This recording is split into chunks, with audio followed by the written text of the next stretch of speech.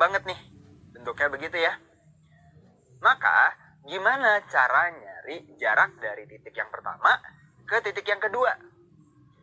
Cara mencari jaraknya dari titik yang pertama ke titik yang kedua itu tinggal langsung aja cari panjangnya berapa. Kalau dia berada di sebuah kubus, maka tinggal kita cari panjang rusuk kubus. Kalau dia berada di sebuah prisma, gitu, maka kita tinggal mencari berapa panjang rusuk si prismanya.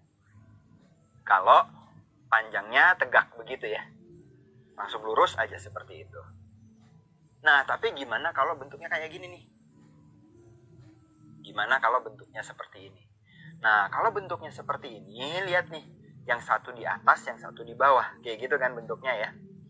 Nah, kalau bentuknya seperti itu, maka kalian harus menggunakan teorema Pitagoras. Nah, teorema Pitagoras gimana Kak cara makainya? Oke, jadi gini, nggak bisa langsung ditarik seperti itu, ditarik garis seperti itu nggak bisa langsung. Caranya adalah coba bikin jarak yang horizontalnya dulu, seperti ini. Jadi bikin jarak yang horizontalnya dulu, kasih nama misalkan panjangnya adalah X. Lalu setelah itu, bikin jarak yang vertikalnya, kayak gini. Nah, kasih nama misalkan jarak vertikalnya itu adalah Y, panjangnya adalah Y. Maka artinya, kalau kalian lihat, berdasarkan apa yang sudah kalian pelajari di teorema Pitagoras pada waktu kalian masih di bangku SMP, maka jarak kedua titik tersebut bisa dicari dengan menggunakan rumus akar dari X kuadrat ditambah dengan Y kuadrat. Gitu ya. Ternyata gampang, iya kan? Nah, tapi gini nih. Kalau waktu kalian belajar di SMP, gitu ya, angka-angkanya itu bagus-bagus. 3, 4, 5. 5, 12, 13. 7, 24, 25. Dan lain-lain. Intinya angkanya itu bilangan bulat yang memang triple Pitagoras gitu, enak ngitungnya. Tapi kenyataannya, kalau nanti kalian ketemu soal-soal di bidang ruang ini, angkanya itu nggak sebagus itu. Gitu. Angkanya itu akar-akaran. Nah, maka untuk mengerjakan soal yang akar-akaran tadi, dibutuhkan sedikit penambahan sifat dalam suatu teorema Pitagoras. Sifatnya gimana? Nih, kalian bisa lihat nih. Jadi kalau misalkan saya punya sebuah segitiga, dengan panjang sisi tegaknya masing-masing A akar P dan A akar Q, maka panjang sisi miringnya adalah A akar P plus Q. Kalian bisa lihat bentuknya begitu. Keren ya rumusnya ya. Jadi tinggal kita nambahin yang ada di dalam akarnya doang.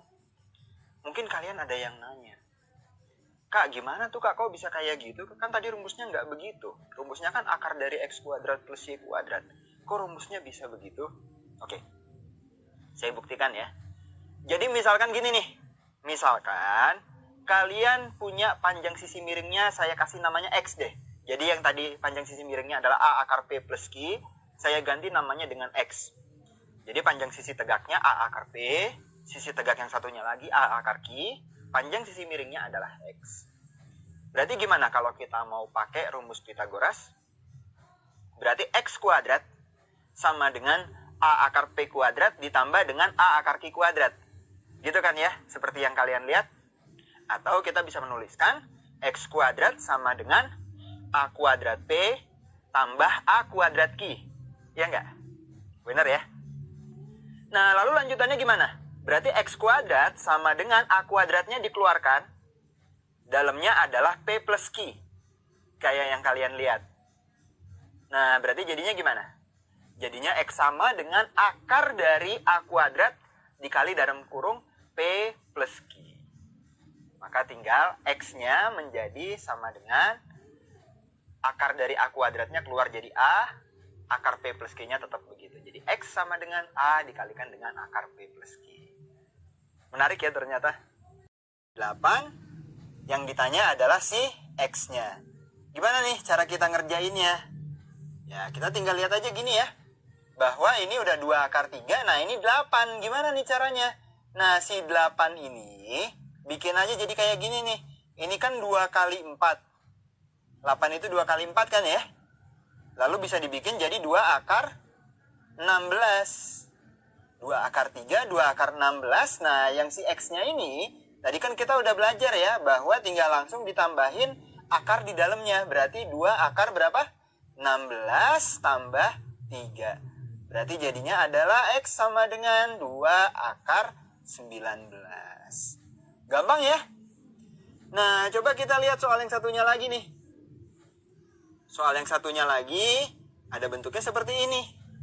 Bentuknya adalah panjang sisi miringnya 27, panjang sisi tegaknya 9, yang ditanya sisi yang satunya lagi. Nah, gimana nih caranya? Caranya adalah kita tinggal lihat bentuknya.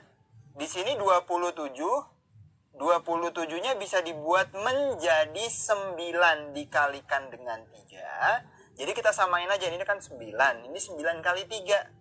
Oh, berarti jadinya berapa? 9 akar 9. Nah, gitu ya. Berarti si Y-nya gimana? Nah, Y-nya tinggal langsung aja. Ini 9 akar 9, ini berarti 9 akar 1. Nah, berarti yang panjangnya ini berarti 9 akar 10, Kak. Bukan 9 akar 10 ya, tapi 9 akar 9 kurang 1. Kenapa coba dikurang? Karena ini adalah sisi tegaknya gitu ya. Karena ini adalah sisi tegaknya, maka jadinya 9 akar 8. Atau berarti 9 akar 4 kalikan dengan 2. Berarti jadinya 9 dikalikan dengan 2 akar 2. Berarti jadinya adalah 18 akar 2. Gampang ya ternyata.